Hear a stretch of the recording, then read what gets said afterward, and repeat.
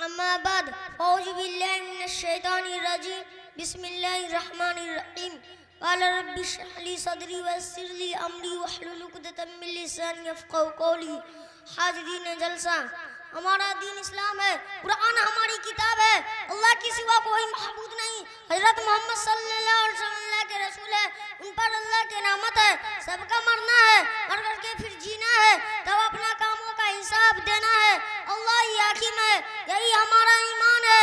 कौन है मालिक, कौन है आका, कौन है हाकिम, कौन है राजा? बोलो बच्चा अल्लाह अल्लाह। किसने दिया है अम्मा अब्बा, किसने दिया है खाना कपड़ा?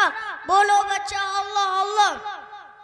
किसने सूरज चांद बनाया, किसने जमीन से गल्ला उगाया? बोलो बच्चों अल्लाह अल्लाह। वमा अलैना इल्लल बलाग।